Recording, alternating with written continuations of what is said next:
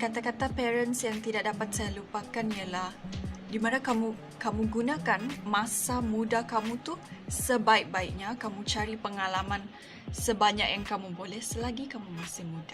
Kata-kata yang nenek saya selalu katakan kepada saya, di mana mereka selalu mengingatkan saya agar sentiasa berusaha dari segi pelajaran dan yang paling penting menolong ibu bapa saya. Jadi, saya sendiri kata-kata yang paling saya ingat di dalam hidup saya adalah kata-kata yang selalu ibu saya pesan kepada saya. Itu kalau hidup just follow the flow. Dan ada satu lagi iaitu kalau kita hidup nih, kita harus tolong orang lain. Tolong orang selagi kita mampu. Kata-kata yang saya tidak dapat lupakan especially dari datuk nenek saya, jangan menghiraukan kata-kata orang lain. Jangan terlalu makan kata orang, itu saja. Yang pertama, kata-kata yang orang tua yang tidak dapat saya lupakan sampai hari ini adalah orang tua selalu cakap dengan saya untuk belajar bagus-bagus, untuk membuat perkara dengan baik dalam semua perkara lah. Membuat sesuatu perkara tu buat baik-baik. Jadi kata-kata mereka tu saya simpan dalam hati sehingga kini. Kalau saya, kata-kata yang mengubahkan kehidupan saya, perkara paling basic lah di dalam remaja ataupun semua kita, yang paling basic selalunya orang tua akan kata jangan kahwin awal lah. Kata-kata orang tua yang saya tidak dapat dilupai ialah supaya pilih kawan yang betul, jangan pilih kawan yang salah. Bagi nenek pula, dia selalu bagi tahu saya supaya belajar betul-betul.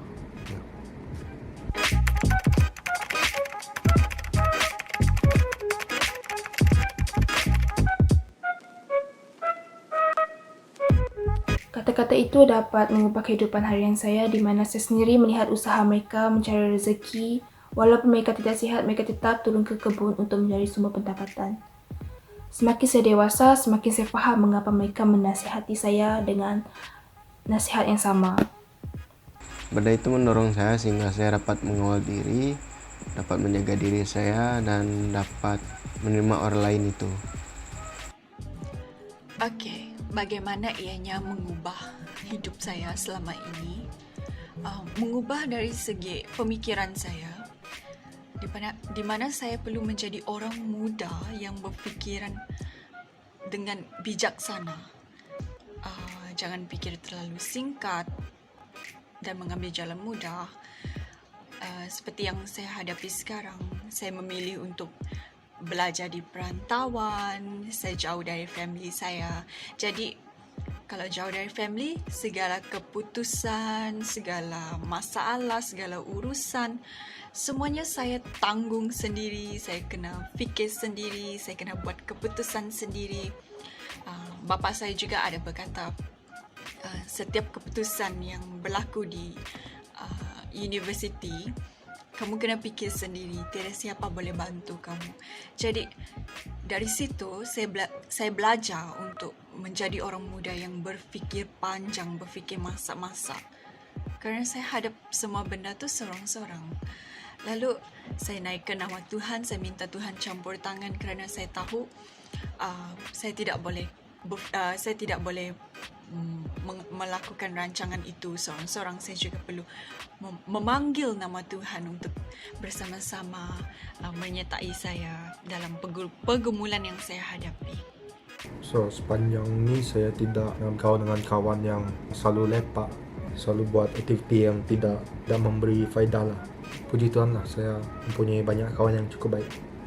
Jadi apabila saya simpan dalam hati kan, lepas tu saya fokus dengan saya punya pembelajaran, saya punya kerjaya. Saya harus buat dan pastikan sesuatu tu bagus dan baik dan menyenangkan hati. Okay, kalau saya pula kemana dia mengubah hidup saya mesti simpan dalam hati lah, ataupun saya mesti pegang teguh lah agar tidak kahwin awal lah, agar Tidak kahwin salah. So, macam mana kata-kata ibu saya itu mengubah hidup saya sehingga hari ini adalah saya sehingga sekarang saya selalu berfikiran positif dan kata-kata ibu saya itu membuatkan saya sentiasa bersyukur. Contohnya, jika ada sesuatu perkara yang mengecewakan saya just follow the flow je. Tak perlu macam bersungut-sungut, tak perlu bersedih. Sebab saya tahu dan saya percaya bahawa apapun yang terjadi dalam kehidupan saya itu adalah rancangan daripada Tuhan. Sebab Tuhan yang telah menentukan kehidupan kita sejak permulaan lagi. So kita just perlu percaya, kita perlu imani betul-betul bahawa di dalam Tuhan kita ada harapan. So jika kita tahu bahawa Tuhan telah rancangkan segala perkara dalam kehidupan kita, kita tidak perlu khawatir tentang apa yang perlu kita lakukan. Bukan bererti kita tidak perlu plan apa yang kita perlu lakukan, tetapi kita just, jika kita diletakkan dalam satu situation tu, kita tidak kecewa, and then kita terus move on ke benda yang lain macam tu.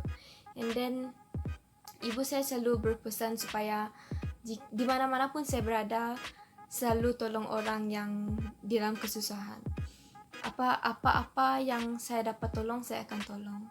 So itu membuatkan saya rendah diri untuk menolong orang lain, and dari sikap seperti itu juga secara tidak langsung ianya menjadi kesaksian yang baik kepada orang lain.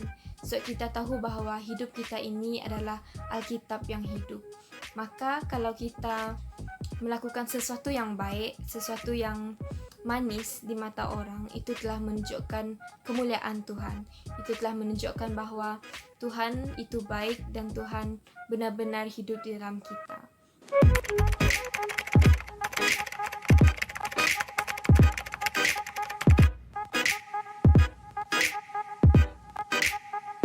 Kata-kata ibu saya yang selalu berpesan kepada saya, just follow the flow dalam kehidupan ini, telah memberikan impak yang positif di dalam kehidupan saya. Karena saya notice that if saya diletakkan dalam satu situasi yang sukar ataupun di dalam satu situasi yang tidak menyenangkan saya tidak mudah kecewa, ataupun adalah kadang-kadang kecewa tetapi tak terlalu lama. Sebab kata-kata ibu saya itu telah mengingatkan saya bahawa apa yang terjadi dalam kehidupan saya itu adalah rancangan daripada Tuhan. And kita tahu bahawa Tuhan tidak akan mencubai kita lebih daripada apa yang kita mampu. Just follow the flow and then minta kekuatan daripada Tuhan supaya kita dapat menempuhi segala kesukaran di dalam kehidupan kita. And then satu lagi kata-kata ibu saya, iaitu dia selalu berpesan kepada saya untuk menolong orang lain. Juga telah memberikan fikiran yang membukakan fikiran positif dalam hidup saya sehingga hari ini. Saya tidak mudah dipengaruhi oleh kata-kata orang lain sebelum saya menolong orang. Walaupun kadang-kadang orang itu bersikap jahat ataupun tidak menyenangkan saya, tapi jika orang itu memerlukan bantuan, saya akan tolong. Saya tidak dipengaruhi oleh apa-apa sikap dia ataupun kata-kata orang lain terhadap dia. Jika saya mampu tolong, saya akan tolong. So, saya rasa kata-kata ibu saya itu sangat-sangat memberikan impak yang besar lah di dalam kehidupan saya sehingga hari ini, sehingga saya tidak mudah dipengaruhi oleh hal-hal dunia ini. Mereka selalu remind saya, selalu mengingatkan saya lah, selalu remind saya, selalu bagi dorongan untuk saya setiap masa apabila saya keluar, apabila saya bergaul dengan kawan saya, dan apabila saya buat sesuatu, mereka orang mendorong saya. Hal-hal dunia ni dia selalu mendorong kita untuk membuat sesuatu yang tidak baik. Jadi apabila hal dunia ni, dia dalam konteks saya punya sharing ni tadi adalah apa yang kata-kata orang tua saya cakap tadi, saya tidak akan mudah putus asa lah dalam apa perkara yang saya buat. Jadi walaupun dunia ni sentiasa memberi beribu alasan untuk saya jatuh, tetapi saya mempunyai beribu alasan juga untuk saya bangkit dan tidak putus asa. Macam itulah dia. Kalau saya mesti tidak terburu-buru lah untuk kahwin awal supaya tidak tersalah pilih lah. Sebab kebanyakan yang saya tengok, tapi tak semua lah, tapi segelintir remaja-remaja sekarang yang gagal dalam perkahwinan ataupun gagal dalam memikul tanggungjawab, mereka belum sedia lah, macam tu lah. Okay.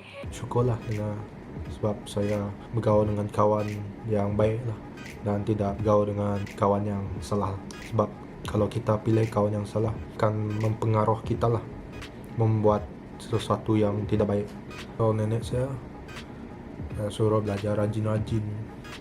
Sangat syukurlah saya dapat mengingati kata-kata nenek saya lah. Saya masa belajar lah di universiti. So kata-kata itu masih saya simpan dalam hati saya. Saya lebih banyak berfikir sebelum saya melakukan sesuatu. Sebab bagi saya orang muda ini dia cepat terpengaruh dengan perkara dari semasa ke semasa. Jadi di situ saya perlu berfikir 2-3 kali betul apa yang saya buat ini. Begitu. Jadi kata-kata parents saya bahawa orang muda itu perlu memanfaatkan masa muda itu dengan sebaik-baiknya. Tidak semestinya orang muda, bagi saya tidak semestinya orang muda itu perlu enjoy. Tetapi bagaimana masa kamu enjoy itu, bagaimana kamu membawa diri kamu agar kamu tidak tersasar jauh dan tidak terpengaruh dengan hal dunia-dunia.